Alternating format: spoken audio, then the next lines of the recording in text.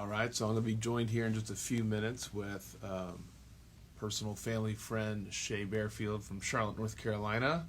Missing back east a little bit, thinking about Shay. Shay's married to Matt.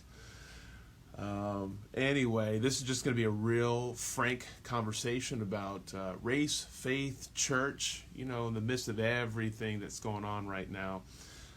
Shay and I just decided, hey, let's have a conversation. Let's have a conversation and let's broadcast it, and let's just make sure that the topics that need to be discussed don't wane and wax over the course of just a week, but yet we keep the dialogue going. And more than that, we push the ball up the field. And so she should be jumping on here. Actually, I think she got a flat tire just a little while ago before she's able to jump on here. And so she should be getting on in just a minute. But anyway, as you're jumping in here, it's just going to be, this isn't scripted. Like, we didn't share notes or anything prior to this.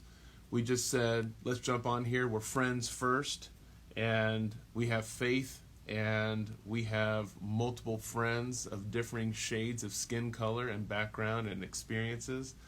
And we need to make sure that what voice and what platforms the Lord's given us, we just use those for the benefit of the greater whole. And so that's what we want to do. And that's the conversation we're about to have. And so she is here. All right, Shay. Request. There it is. Let's see. I'll figure it out. I got this. Did it. I think I did it.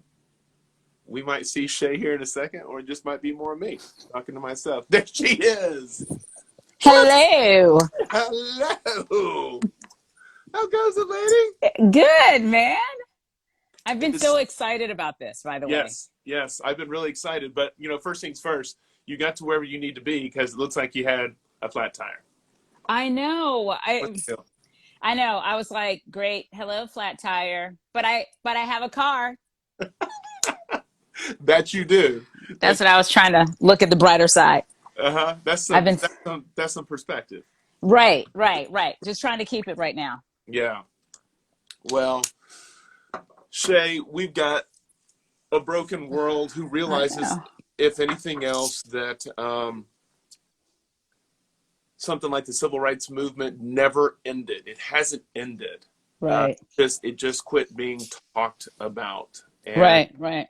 It resurges every once in a while, and there's an atrocity that causes us to talk about it. But then it waxes and wanes. So just first of all, I was telling everybody, this isn't like we're strangers that just somehow met on. No, like you were my pastor. Yes, way back east. Like, I remember your mama, your Bahamian mama, sitting on the front row. Oh, yes. Yeah, she's that mom that when you're a kid, you're like... But now that I'm an adult, I'm like, well, go ahead and live your best life, lady. Yes, go ahead and do it. Yes, she did. She was preacher fuel. She was just yes. Like, you can be like, good morning, amen, amen. Well, he just said good morning. Right. I have a bird. Praise the Lord. Thank you, Jesus. Thank you, Jesus. I was like, Mom, all you need to say is excuse me. That's it. That's all we need to do. Oh my gosh. So true. Oh my gosh. I feel like I'm all up in your grill, but there. All up. Well, I had to keep the right distance, and so we'll figure it out. We'll figure it out. Well, and but is my head wrap on point? Is my head wrap on point? Right. Well, I got a fresh shave going on. So I was just telling, as I was waiting for you to get on, that we haven't shared any notes. Like, we want to make sure that this wasn't scripted, that this didn't feel like rehearsed or anything. We just wanted to be friends, acknowledging a grievous issue and talking about ways to step forward. And I have so many questions because I just do. I'm so curious. I think, and if there's anything that acting as if I have any wisdom to drop is, don't stop being curious. Be curious. Ask questions. I'd love to tell a story, if you will, that would just maybe start us off. Sure. So about, I think I told somebody this, about 4 years ago, I I had a boss, and I was like, he's a Christian, I'm a Christian. I just want to connect with him on this. And he's a white guy, he's a bit older than me, maybe say 5 years older than me. Mm-hmm. And which is not a lot, because I have a sister who's 7 years older than me and 14 years old. That feels very much like in my wheelhouse. So it was just when Black Lives Matter started being like a thing. And I, as a Black Christian, I could clearly tell very early on, like within the first week, mm-hmm. white people don't like this. And it was bizarre to me, because I thought, Jesus believes my life matters. Like, why is that? I thought it would be something. You ever have something that you're like, oh yeah, everybody believes this, and you're like, oh, they don't. Like, Right. I thought that was going to be something that was easy Sure, for sure. my brothers and sisters to believe. So Right. I asked him, Black girl, I'm his employee. And I look back on it and I was like, there's so many things but I was trying. Yeah. And I just said, can you please let me know, why does it seem like white Christians are not down with Black Lives Matter? And this is what he said to me. And I want to say this to the whole Remain Curious. He goes, it's just this like political movement. I mean, don't you believe your life matters? So he threw it back on me. Mm-hmm. Like I was questioning the value, the veracity, the value of my own life. And I was like, yeah, I believe my life matters. But why don't you believe that that's where it's coming from? I'm not declaring something just trying to believe it. Although there are people who are trying to believe like my life matters, right? Yeah. But I couldn't get it. And what I walked away from that instance knowing, he was not curious at all about my spirit or my soul. He was not curious about my walk. And why would I want my life to be heralded as meaning something? And that hurt me. And I remember that. And what happened? So what happened with that discussion? What happened with that relationship? Like was there a get it factor where he said, No. None. There was none. What I knew and I can tell you this as Black people, I knew that I had picked up the courage to try to create something and ask the question. And he was not curious about me or what would make Shay ask me that question, or why would so many Black people be like, my life matters? And if you ask, I'm really big on this right now in my life. Ask good questions. Good questions lead to transformation. Sure. Good questions lead to your mind expanding. Inferior questions lead to circling the drain, being more hopeless, or inferior questions allow you to be more ensconced in what you already believe. So he did not ask me any good questions because he was not interested. He was interested in only believing what he believed and not being like, man, maybe my sister is hurting here. That never entered his mind. And that was clear. So what did the relationship do? The relationship looked probably like a lot of Black and white relationships once you realize that person is not interested in that. It looked fine. Right. How you doing, sir? Great. Right. But I will never go there with you again. Yeah. And I know that. Right. It shut down any sort of potential depth because there wasn't curiosity. He Yeah. wasn't reciprocating definitely what you were sharing. And so there wasn't equal vulnerability that you're looking for, just a conversation. That's it. Maybe. That's it. Man. So he would probably think like, oh, the relationship was good. And it was civil. Sure. But I knew that he was not my people. I knew that I was not his people. Very clear. So Shay, help me. How does it go from civil to transformational?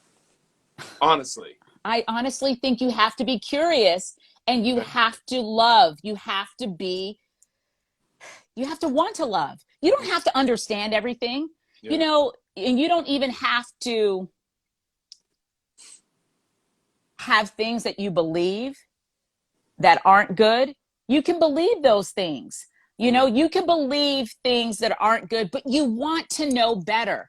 Mm-hmm. Again, I think that goes back to curiosity. I think if you take curiosity out of it, there cannot be any transformation, because essentially he knew all the answers. Right. When you already know the answers, oh, you're a very scary person to me.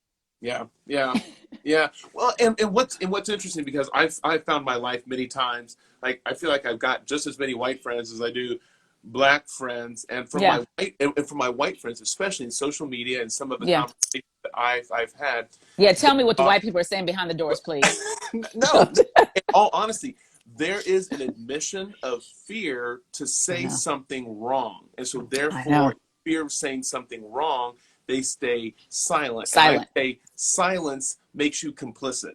Yeah. Silence says something too loud that you really don't want to say. And so Yes. risk sounding ignorant. Yeah. Like you very well are going to say something Yeah. absolutely culturally insensitive, or Absolutely. Yep. off key, and you go, but I meant well, so help correct me. Yeah. So I think, in my opinion, when I hear that, I go, yes, you're going to say things that are based out of your bias, because you can't help it. You Yeah. cannot help it. I can't help it. You know, like years ago, I know I'm a story person, but Yeah. like years ago, You weave a I good story? know, crazy. Years ago, I had this friend who was sitting down with her mom, and her mom had just met my friend's cousin's husband. So her mom hadn't met him, but was talking about him. They were talking about him, what he did. And he was a landscaper. And she was not able, and by the way, my friend was white. Her cousin is white. Okay. Her husband, also white. Okay. But the mother is not meeting her nephew-in-law. I don't know what you'd call that. Okay. So my friend is just, wanting mom to come to the wedding, but mom is unable to come to the wedding. And so months later, she was just like, Jenny just was such a beautiful bride. I saw the photos of her. I didn't get to see her husband, but isn't he just, so does he get to go back to Mexico often? And my friend was like, what? And my friend's mother, though, was a smart and evolved soul. So what I want to show is, she went like this. She goes, Mom, he's not Mexican. She goes, well, why did I think he was Mexican? And she sat there and she was like, because you told me he was a landscaper. So my point is, her bias made her nephew-in-law Mexican because she knew one thing about him. Yeah. That he was in landscaping. Yeah. But she quickly corrected that. Yeah. So what I'm saying is, we can believe bad things that's based out of our bias. Right. But we got to be, I think, prepared to want to change that. So one, I think you have to be able to have those real discussions. But two, in defense, and be prepared to mess up. But in defense of white people, I wrote a letter to white people the other day, and I want to write one to black people. In defense to white people, find some safe black people for you to mess up with.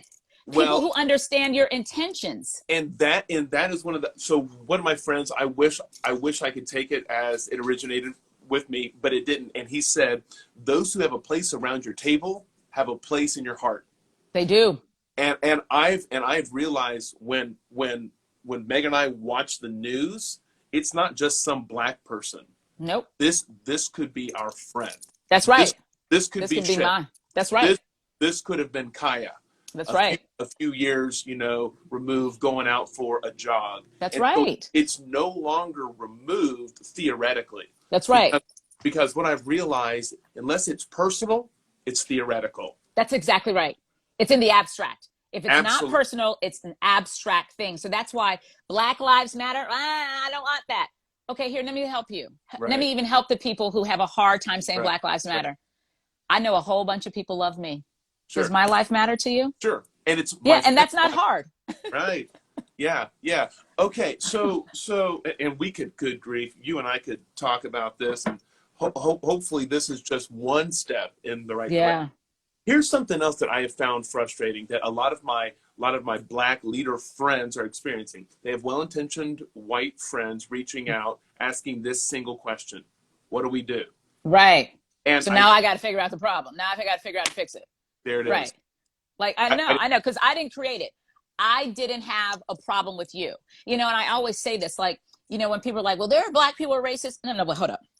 There's and I really do want to say this because this is so, when this became so clear in my mind, I'm like laying in the bed and I was like, this is it.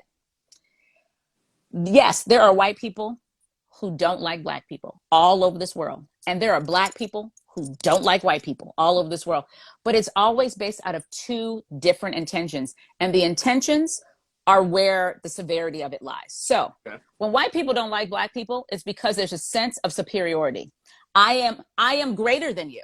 I am greater than you. So like that Karen in the park who corrected the brother who was a birder and who was just watching, and she was just like, you know where that came from? You don't correct me. I correct you. Who are you? She doesn't even know that that's what she's moving from. But she is moving from the place of, know your position, brother. And your position in society is not to correct me. My position in society is to correct you. So why don't you just step down? So when white people don't like black people, it's coming from a place of superiority. I'm better than you. When black people don't like white people, I don't trust you more than I can throw you because I've been seeing you break my neck 1,000 times. So now, one is coming from a place of superiority. One is coming from a place of, I don't trust you. And honestly, in defense of black people, I get it. I get it, right? Because it's been a schizophrenic relationship. So I guess what I'm thinking is, when I just try to kind of process what that looks like, is I really think it boils down to understanding we have things that we have been fed that aren't truth. You know what I mean? Right. So we have to be committed to unpack those lies, even in ourselves. Are all white people not to be trusted? No. Right? I got a husband who I trust implicitly. You know? And he's a big white man. Whitey white is what I call him in private. Kidding. That's not what I call him at all. But I don't know if that even answers it, but that's just some of the thoughts I have. But it's part. So a lot of the things that I've just been processing through this is the correct enemy has to be identified for there to be a solution. Right. And I think what we're saying, there's angry white people, there's angry black people. Sure. And the fingers want to get pointed. Yeah. And when we go, the systemic issue is racism until we identify. And that's superiority. That's why I said that one is with greater severity. Oh, sure. Yeah, because I'm that's it. And when we go, this is the issue, let's work to eradicate this, because I know we can do that. I know that we can compile our resources. That's right. And our intentions as humanity. Look what happened. We went into 2020 thinking that this was going to be the decade that we're going to have flying cars. Right. You know, out of some wet market in Wuhan, China, everybody adult timeout. But this is what eat the bat. No, I'm joking. Right, don't eat. But the fact of the matter is, what did we see? We saw humanity converge on an identified enemy. Yes, that is so true.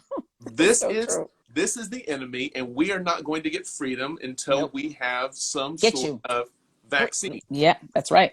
And so we got an issue that's been going on historically. Let's identify it, and we are the vaccine. Like, true. That's true. And in defense of white people, though, when they do ask that question, you know, like, what do you do? What do we do? And it's like, they're not trying to be like, here's another load on your shoulders. Yeah. But what they're well-intentioned. What they're wanting to do is, there's a recognition that there's been a jacked up sense of equality for a long time. So that question is breeded from at least an understanding, like, oh my God, this is really wrong. This is really bad. Because I have a lot of white friends, your wife included, who's like, I honestly have been living very naively. Like, I thought that none of this, it wasn't that I didn't think it was true. It wasn't that I was racist at all. I just didn't, she thought that everybody looked at the world like she did. Yeah, you're of equal value. So they're not asking it to put another blanket on your shoulders, although it can feel like that. I know they're asking because they are first acknowledging and realizing there's great pain there, and they're wanting to see how best can I serve you in this pain. But in their defense, now what I would say is, how white people could really pick up this baton and hand it off to one another well is to, in those private conversations where the brown people are not in the room, those private times when no one would ever know about it. It's not enough to not be racist. You have got to actually be actively against the systemic anything that holds your brother's neck down. That has got to break your back. And I think the reason why George's life did that for us is because I think until then, we were still able to nuance it and make it normal. Do you see the pack of lies we all have been fed to try to normalize the going of another human being, the murder of another human being? And I think because it happened in broad daylight. Have you ever seen somebody die? Like, have you ever been in the room when someone went? Right. It's not all the time a very peaceable thing. And if it is peaceable, there's a distinct feeling like they have just left. Like you feel it, right? Yeah. So here's the thing. We saw a man put his knee on the back of a man's throat and feel his spirit leave. He felt his spirit leave. We have both been in the room where someone has gone on to glory. Yeah. That is it's a powerful lifting. Yeah. So now I want to know, what are we doing in society to raise a man who can feel the life of another leaving and go home, drink coffee, and make love to his wife? You see what I'm saying? Yeah. I think when white people ask that, they're trying to be sensitive. And now I think the way you do it is where we start. I don't have all the answers, but I think we got to start in those little things, those little places, because there were a million little things that made that man the man he was who could do that. There were a million little things that made that happen. Well, and one of the practical, like what you just said, in the white on white conversations where there can be allowed no room for derogatory speech in regard to another like that, it starts right there for somebody to get up. That won't be tolerated because this conversation prolonged over time leads to these type actions. So I've got to ask this: why was George's murder? Let's call it what it was. Murder. Why was George's murder the spark? Because you have Ahmaud, yes, 2 months earlier, and we've got countless others. Yeah. I think it was, for me, I'm about to say something that's very, very vulnerable. Okay. So for me, it was, I think because it felt like a public lynching. I think it felt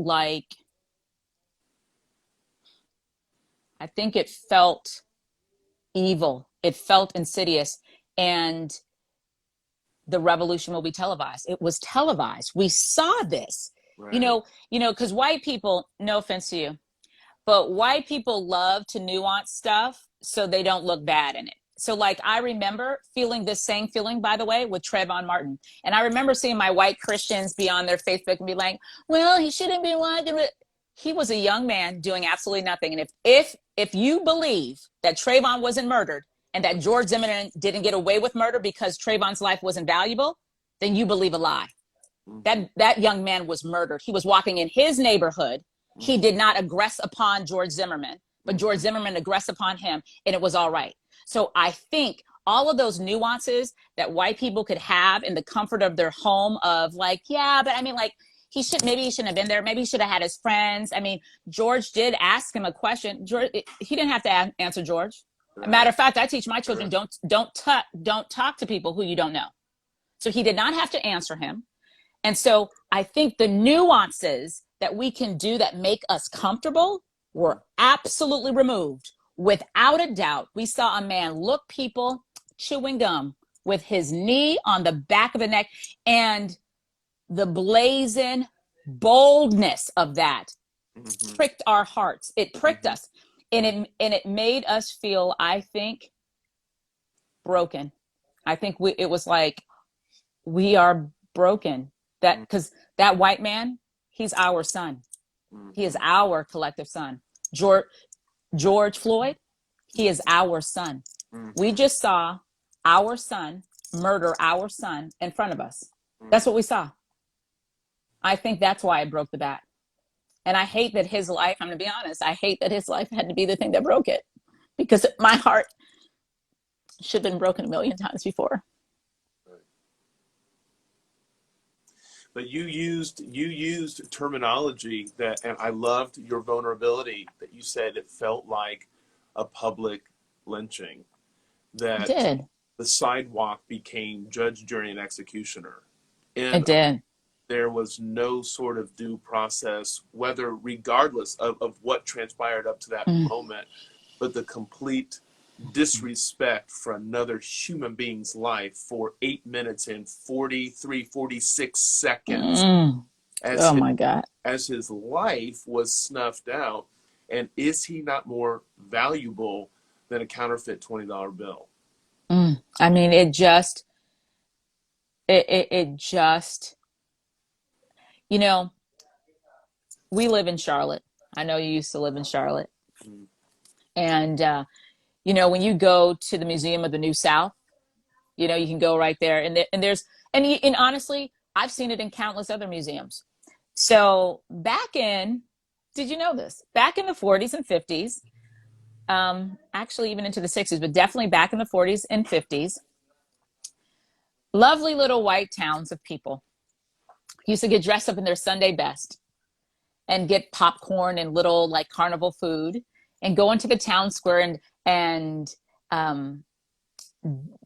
dress their children up and truly in their Sunday best, like your gabardine dress, your patent leather shoes, just looking sweet, to watch husbands, sons, brothers hang from trees. It was like an activity. It was an activity. Like, where are we going? Son, daughter, please get dressed. We're going downtown to go watch that Negro hang from the tree. Like, do you understand? I mean, I think we need to understand. We live in a society that has asked that of us, that has said that is normal. Like, when I thought about that little girl, because the one picture I saw, this little white girl can't be any older than 5, and she has like a turkey leg or something in her hand, and they're just watching black men hanging from trees because they are at a lynching. And I think, God, that's what it felt like. That's what George's murder felt like. It felt like, I'm going about my day. I have my latte. Do you have a macchiato? Do you have and I got my Gucci purse. I'm living my best life. And there's the murder of George in the middle of that. I think it felt cavalier, just like those photos that I saw at the Museum of the New South. Yeah. And that hurt. And I think it went to I'm not kidding, I think it went to an ancestral, deep, deep pain. And it was just like, not one more day, not one more of my men are going to die. Yeah. Yeah. And we want to believe, I want to believe that we're better and we've moved further. Like, I have a question for you. Oh, okay. Well, I good. Well, bring that. Well, but like Saturday, I was caught in the juxtaposition of our culture. I'm watching SpaceX launch and go, look what we've done technologically, as another feed is coming in about riots starting across our nation because we really haven't advanced all that much. Yeah. There's so many. I know. All right. Question. So my question is, why have you guys been so silent? Why was it long? Why was it hard to be like, my life mattered? Because Jesus really does believe my life matters. And when y'all would come back with that all lives matter bull shiz, I won't curse. I want to. Is never in the history of America have all lives mattered. Never in the history of America have all lives had equal value. Never. Right. There hadn't been an amendment to make my life just fully human. Right. So that's also why, by the way, I don't look at the Constitution as some infallible document. Mm-hmm. It is a document that was created by humans trying to do the best they can, but they were flawed in every way. Yeah. So I don't look at it probably like some white people hold it. It's not this infallible, immovable, unchangeable thing for me. It's a document that has tried to create a society, and it created a society, but it's flawed. Yeah. You know, it is flawed because it's created by flawed beings. So why was that hard for you to believe that my life matters or to say it? Here, I'm going to start theologically, because I believe that we've privatized faith and our country.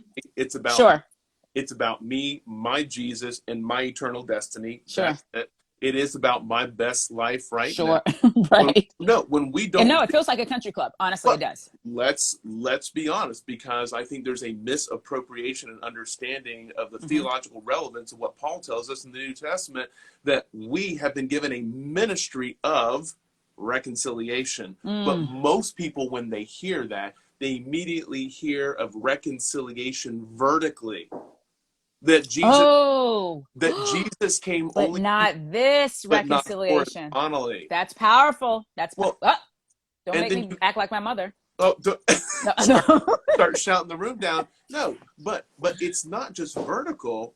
It's horizontal. Yes, with each other. Reconciliation. I mean, Paul talked about Jew and Gentile. Well, we say black and white. Right. We say, whatever the case might be. Even the fact of his letter to the Ephesians, he says, Christ broke down the wall of hostility. Yes, he did. And so why aren't y'all doing that? Well, because we like to pick up the rubble of what was broken down and build it back up again. Right. Oh my God, that is beautiful. The wall is broken. God breaks down the wall, severs, and we're like, actually find that brick over there and let's just start rebuilding it. Let's just start rebuilding. Wow. Until our theology infects our sociology, there's going to be a new anthropology. Like, there's not going to be a new humanity. Like, we're not going to see that my brothers, regardless of the shade of their skin or their background, we are one in Christ. And that theological nuance, juggernaut of the faith, is not being communicated, and it is really very individualized.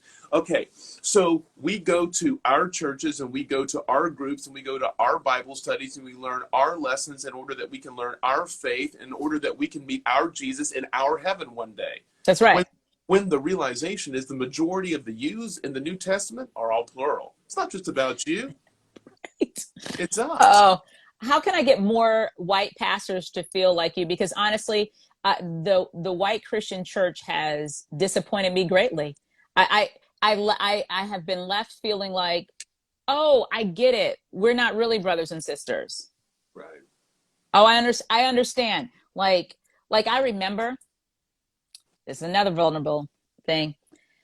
I remember when you were still here and you were our pastor, and it was during the Charlotte riots. Remember the protesting? It was right. You were still here, weren't you? No. You just left? And I've got a story to tell you after this, so go right ahead. No, but it must have been just left, because I remember it was months. Just, yes. Okay. So that's why I thought you were someone. It was like a very overlapping time. Yeah, and they were protesting. And I tell you what, I wanted to go.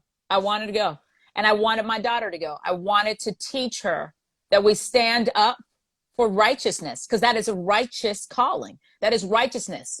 Wherever one of us are not being treated well and loved on and cared for and protected, none of us are. And it's a farce and a lie to believe that you are safe when I'm not safe. Right. It's comfortable to think so, because you can lay it upon some salient characteristic that I hold, my brown skin or blah, blah, blah, but it's not true. If I'm not safe, you're not safe. So I wanted to, but I had to work and life was a mess. But I remember there was a cute little white girl who went to church with us, and I'd say she was probably in her early 20s. And I was just like starting to like massage Instagram, and I think she had friend requested me or whatever you do on Instagram. I'm gonna sound like my mother on the face tweeter book. And on the face tweeter book, on the like, webs. What are we doing? I don't even know where that is, but we'll get there. And she had this picture of her on a swing, And someone had taken a photo of her on a swing, and wherever she was on the swing, it was like you could see the city of Charlotte underneath her. It was a beautiful shot. Yeah. And she said, and all these people out here talking, this was the essence. I can't remember it identically, but it was like, what a beautiful summer night. What's up with all the noise in the streets or all these people protesting? Hello, it's summer and it's in the South, y'all. And I was like, I wish I could just do that. I wish I could just be like, it's summer in the South, y'all. And that disconnect is what I feel from my white brothers and sisters. Mm-hmm. Well, what is the issue? Now, can you fill up my Range Rover? The issue is there's a knee on my neck.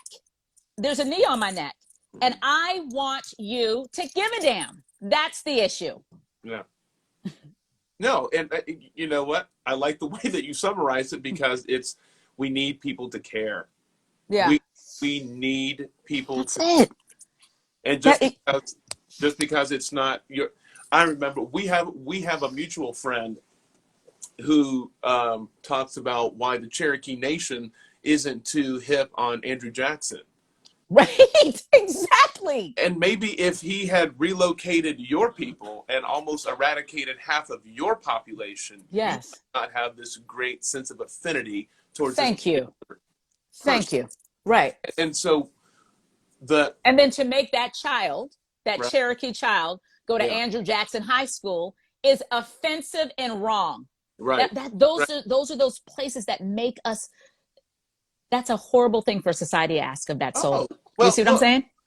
We were in the South, and I still have a problem. I was in college at a college in South Carolina in the summer, working for a mortgage company as a march was put on towards the Capitol to bring down the Confederate flag. Remember? That's right. Oh yes, I do. And white rednecks. That's right. This is part of my history. And this is our heritage. But I'm like, your heritage killed me. Right. Killed me. And you should be ashamed of that. That shouldn't be something you hold up high.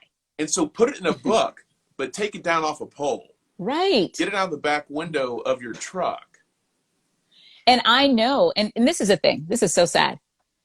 To let you know that something is a symbol of something that you don't want to be a part of, right, is when the white racists storm the Capitol. It's because they want that flag.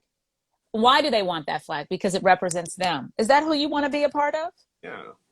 No, you don't. And when I'm driving in my car as a Black woman who wears a head wrap, and I work in South Carolina, and South Carolina always feels a little bit more country, no matter what. I'm like, oh, okay, I'm in South Carolina, P's and Q's. Just actually yesterday, this is a true story. I was on the phone with your wife. Okay. And, the temperature, the tone right now, that's what it goes to Karen. We have to care. So think about the temperature and the tone of right now, what's happening. So I'm driving in my car. I know my rule is I never pass a police officer. I know white people feel very emboldened because white people would pass me and be passing the police officer. I do not. I'm like, oh, you going 45 in a 60-mile-per-hour zone? I will be going 43. And I just stay right there. And I was going 30. And this all came because I'm telling you, I'm Black and I wear a head wrap.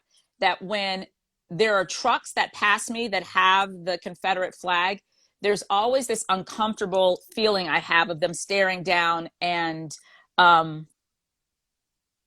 being unkind to me. One guy gave me the finger, and I politely told him to F himself too, which I'm not saying God told me to do that at all,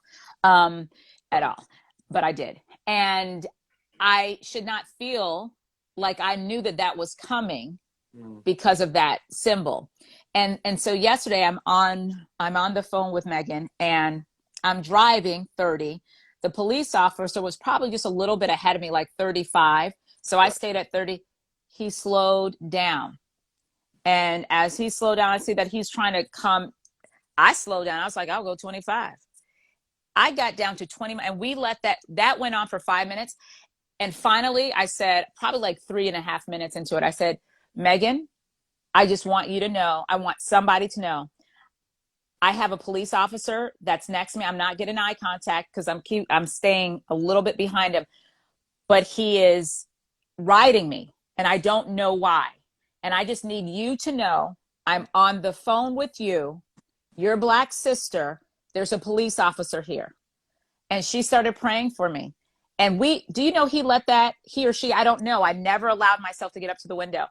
But I'm just saying, like, that's my experience. That is your sister's experience. And you should care about that. That's what I'm saying. You should care about that. Yeah. And I know she does. And she wept as she told me about that story because, she wanted to reach through the phone and I know to be okay. But therein lies even part of the problem, because we can't demonize many who have gone into the force because they really do want to protect and serve. I know. Like you have a young man that used to be in our church. That's right. Who wore the badge proud, and he was an upstanding police officer. Yeah. And he was. So many more like him. There are. Who honestly want to do that to protect and serve. Absolutely. It's kind of the Chris Rock joke. Yeah. Certain careers, there cannot be any bad apples. Everybody got to be good. Yeah. Being a police officer is one of them. His example was, he's like a pilot. We can't say most of our pilots like to land. No. No, all of them must. Right. So it's the same thing. Like, and I looked at something today. Bad cops ruin it for good cops. Yeah. Because I was scared because I don't know if he's a bad cop.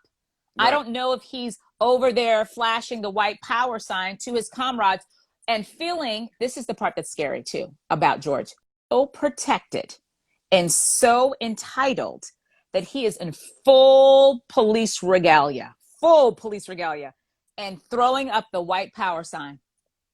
What you gonna do is what he's saying. You see me, I see you, and I do not care. That's a scary, we all collectively should be afraid of that type of mentality. Yeah. So I'm going to steer us back onto the highway here. Come on, get on. Because the fact of the matter is, when we see it, we got to address it. That's one of the themes that we keep talking about. We can't. I remember growing up, and if there was a fight going, I'm just talking like a playground fight. Yes. The people in our lives would be like, "Don't get involved." That's right. We still hear that ringing in our head, and that's the narrative that keeps us from getting involved. And so we hear this, "Don't get involved." Well, if we don't, who will? Right. That's exactly right. If we don't speak, who will? And I think your Black brothers and sisters, they need you to speak.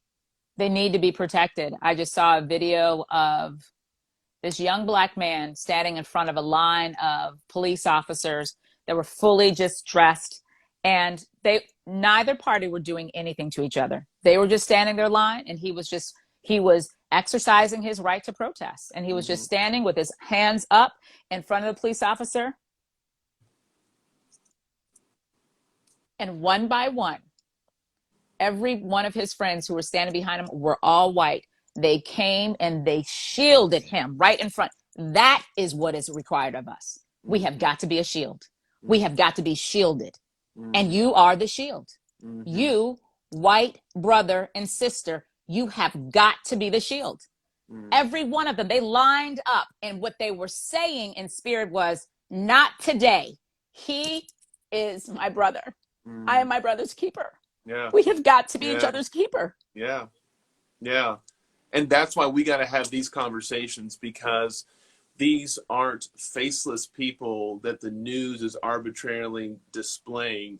These are brothers and sisters and friends and mothers and employees and employers, and like we've got to humanize the issue that's happening. As if we don't, we can remove ourselves from feeling any sort of responsibility if we can dehumanize the other. Yeah. And not only responsibility, you can also remove yourself from feeling human, the normal human emotions that you should feel. Yeah. Because like going back to the picture of the of men being hung in the 40s and 50s with people dressed in their Sunday's best. What are we asking of a soul? What are we asking of that little girl's soul to be all right with that? Yeah. I mean, that girl, whether her parents knew or not, whether her parents knew it for themselves or not, they were traumatizing themselves. Yeah. They were traumatizing these children. So we have got to humanize each other, because if we don't humanize each other, we'll do sorts of inhuman things to one another. Yeah. And when we behave inhuman, we feel less wonderful, less like the gift of God that he's created us to be. Absolutely. And one of the greatest institutions that the Lord ever established was the family. And this is something that everybody has to do in the midst of this is, it's got to be age appropriate. You don't take your 6-year-old and put them in front of the TV and have them process this, but you do as a parent, you go, what is happening in the world right now it's not good. Evil. And it grieves God's heart. That's right. It fractures humanity. It does. And teach our children about the inherent value of all humanity, that everybody has been being created in the image of their creator. That's right. Endowed with love and respect and honor and worth. Like that has to start in our homes. Agreed. I mean, like those are the little things that I'm always talking about. I think we all want to take, is it the red pill? What is the pill in the Matrix? The blue pill? I don't know. One of those pills. Yeah. One of them colored pills. We all want there to be this pill that we take and eliminates these really deep-seated, long-lasting ailments within us. But I think really the only way that we're going to address this is through those little things. You talked about the family, how you are with your family, how you are with your friends, who is in your heart because they're sitting at your table. It's those little things. I mean, they really do. George, be clear, his life was a big thing, but he was the last little thing we could take. That's why. You see what I'm saying? Ahmaud Arbery we had just found out about him just 3 weeks before. So why? Because the little things matter. The little things matter. And in the aggregate, I'm a hope believer. They tip the scales. Yeah, they do. Shay, I love the voice that you've been given, the mind that God has blessed you with, your willingness to speak forthrightly.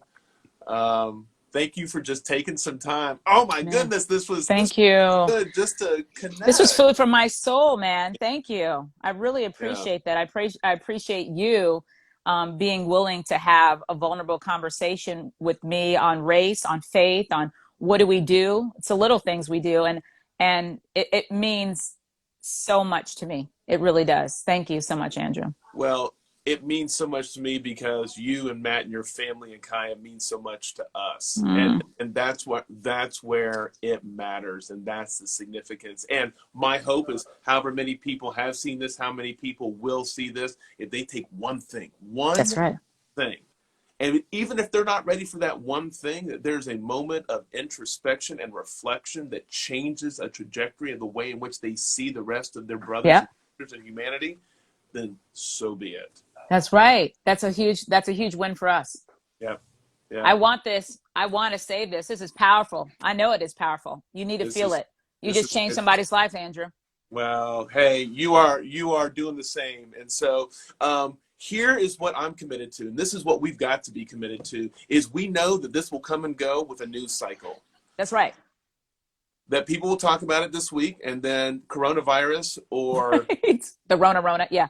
Killer hornets or something those are serious. It's gonna, something is gonna take front page away from this. And the civil rights movement has not ended. It's continuing to evolve. And it should be something that all people are part of. Not Black people shouldn't be the only ones. We shall overcome. Everybody should be. We shall overcome. Yeah. Oh my gosh, lady. Hey, give our best to Matt and Kaya. I will. You still got that nasty dog? No, we had to get rid of him because of after Matt's transplant. They're like, and then you got to make your house clean and do this and sanitize. I was like, but my dog has sweaters floating around the floor because he sheds, and he also rapes people. Remember? Every time he'd come over, he's like, his nose is all up your Yeah, butt. I was like, I'm no, so that sorry, you dog is, guys. My yeah, dog, he's that he's a dog, little gross. he's a little insensitive to people's private areas. In Jesus' name, he needed to go. All right, lady. Hey, I'm going to save this to some IGTV, post this. We make sure that people see it, all right? We will. All Thank right. you, Andrew. Love you, lady. Peace. Bye. Love you.